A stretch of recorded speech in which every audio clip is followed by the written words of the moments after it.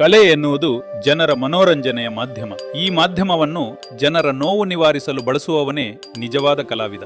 ಆದರೆ ಇಂದು ಸಿನಿಮಾ ಎಂಬ ಕಲೆಯನ್ನು ರಾಜಕೀಯ ಪಕ್ಷವೊಂದರ ವ್ಯಕ್ತಿಯೊಬ್ಬರ ವೈಭವೀಕರಣಕ್ಕೆ ಬಳಸಲಾಗುತ್ತಿದೆಯೇ? ನಮಸ್ತೆ ಗೆಳೆಯರೆ, ನಾನು BR ನಾಯ್ಡು. ಭಾರತದಂತಹ ವೈವಿಧ್ಯಮಯ ದೇಶ ಇಡೀ ವಿಶ್ವದಲ್ಲೇ ಎಲ್ಲೂ ಸಿಗುವುದಿಲ್ಲ. ಇಲ್ಲಿನ ಸಿನಿಮಾ ರಂಗವೂ ಸಹ ವಿಶ್ವ ಪ್ರಸಿದ್ಧ. ಭಾರತೀಯ ಕಲಾವಿದರು ಜಗತ್ತಿನಲ್ಲೇ ಮನ್ನಣೆ, ಕೀರ್ತಿಗಳನ್ನು ಪಡೆದಿರುವುದು ಇದಕ್ಕೆ ಸಾಕ್ಷಿ. ಆದರೆ ಕಳೆದ ಒಂದು ದಶಕದಲ್ಲಿ ಭಾರತೀಯ ಸಿನಿಮಾ ರಂಗದಲ್ಲಿ ಆಗಿರುವ ಮಹತ್ತರ ಬೆಳವಣಿಗೆಯೊಂದನ್ನು ನೀವು ಗಮನಿಸಿರಬಹುದು. ಕಳೆದ 10 ವರ್ಷದಲ್ಲಿ ಭಾರತದಲ್ಲಿ ಸರ್ವಾಧಿಕಾರ ನಡೆಸುತ್ತಿರುವ ಬಿಜೆಪಿ ಪಕ್ಷವು ಎಲ್ಲ ರಂಗವನ್ನು ತನ್ನ ರಾಜಕೀಯ ಸಿದ್ಧಾಂತಗಳ ಪ್ರಚಾರಕ್ಕೆ ಬಳಸಿಕೊಂಡಿದೆ. ಇದಕ್ಕೆ ಸಿನಿಮಾ ರಂಗವು ಹೊರತಾಗಿಲ್ಲ. ಈ ಕೆಲವು ಸಿನಿಮಾಗಳ ಹೆಸರನ್ನು ನೋಡಿ: the Kerala files, the Sabarmati report, the Kashmir files, Swatantrya Veer Savarkar, the vaccine war, the accidental prime minister, Uri, the surgical strike, Ram Setu, Buddha in traffic jam, Tashkent file, Thackeray and finally Narendra Modi. ಈ ಸಿನಿಮಾ ಏನು ಹೇಳುತ್ತದೆ ಎಂಬುದು ಮುಖ್ಯವಲ್ಲ. ಈ ಸಿನಿಮಾಗಳಲ್ಲಿ ನಟಿಸಿದ ನಾಯಕರು ಸರ್ಕಾರದ ಎಲ್ಲ ಸವಲತ್ತು, ಪ್ರಶಸ್ತಿಗಳನ್ನು ಪಡೆದು ಮಿಂಚುತ್ತಾರೆ ಎಂಬುದು ಸಹ ಇಲ್ಲಿ ದೊಡ್ಡ ವಿಷಯವಲ್ಲ.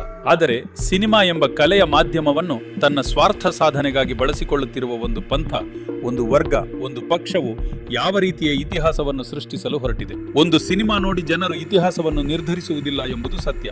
ಆದರೆ ಸಿನಿಮಾಗಳು ಕೂಡ ಪಂಥಭೇದ, ಕೋಮುವಾದವನ್ನು ಹುಟ್ಟುಹಾಕಲು ತೊಡಗಿದರೆ ಅಥವಾ ಭಾರತದ ವೈವಿಧ್ಯತೆಗೆ, ಕೋಮು ಸೌಹಾರ್ದತೆಗೆ ಧಕ್ಕೆ ತಂದರೆ ಅದು ಕಲೆಗೆ ಮಾಡುವ ಅಪಚಾರವಲ್ಲವೇ? ಭಾರತದ ಮುಗ್ಧ ಮತದಾರರ ಮನಸ್ಸನ್ನು ಅವರ ಹಣದಲ್ಲಿಯೇ ಪರಿವರ್ತನೆ ಮಾಡುವ ಧೂರ್ತತನ ಒಂದು ಕಡೆಯಾದರೆ, ಮತ್ತೊಂದು ಕಡೆ ತಮ್ಮ ಪಕ್ಷಕ್ಕೆ ಮತ ಹಾಕದವರ ಹೆಸರನ್ನು ಮತಪಟ್ಟಿಯಿಂದ ಕಿತ್ತು ಹಾಕುವ ಕೆಲಸ ನಡೆಯುತ್ತದೆ. ನಿಜಕ್ಕೂ ಜನರು the unemployment, rupees the falling story, Modi ಕಾ ಮೂಹ್ ಪೇ ಟ್ರಂಪ್ ಕಾ jhatka, Adani Ambani Modi A triangle love story, around the world tour in 13 years ಮುಂತಾದ ಸಿನಿಮಾಗಳನ್ನು ನೋಡಲು ಕಾತುರರಾಗಿದ್ದಾರೆ. ಇತ್ತೀಚಿನ ದಿನದಲ್ಲಿ ಮತ್ತೊಂದು ಬಾಲಿವುಡ್ ಸಿನಿಮಾ ವಿಶ್ವ ಮಟ್ಟದಲ್ಲಿ ದಾಖಲೆ ಮಾಡಿದ್ದು ನಿಮಗೆ ನೆನಪಿರಬಹುದು.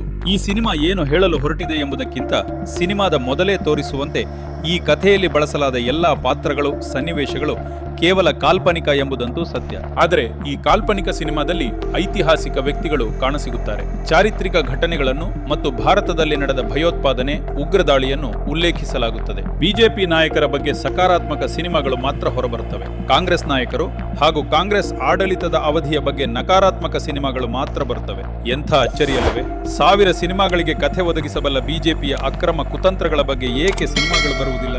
ಕೊನೆಗೆ 56 ಇಂಚಿನ ಎದೆಯ ಪ್ರಧಾನಿ ನರೇಂದ್ರ ಮೋದಿಯನ್ನು ಸಹ ಪರೋಕ್ಷವಾಗಿ ಬಳಸಿಕೊಂಡಿದ್ದಾರೆ. ಪ್ರಧಾನಿಯ PR ಟೀಮ್ ತುಂಬಾ ಚೆನ್ನಾಗಿ ಕೆಲಸ ಮಾಡುತ್ತಿದೆ ಎಂಬುದರಲ್ಲಿ ಸಂದೇಹವಿಲ್ಲ. ಕೊನೆಯ ಪಕ್ಷ ನರೇಂದ್ರ ಮೋದಿ ಅವರನ್ನ ಸಿನಿಮಾದಲ್ಲಿ ಆದರೂ ಉತ್ತಮ ವ್ಯಕ್ತಿಯಾಗಿ ನೋಡುವ ಅವಕಾಶ ಸಿಕ್ಕಿದ್ದಕ್ಕೆ ಜನರು ಸಂತೋಷ ಪಟ್ಟಿದ್ದಾರೆ. ಇದೇ ರೀತಿಯ ಇನ್ನಷ್ಟು ವಿಡಿಯೋಗಳಿಗಾಗಿ ದಯಮಾಡಿ team BR Naidu YouTube channel subscribe ಮಾಡಿ. ನಮಸ್ಕಾರ.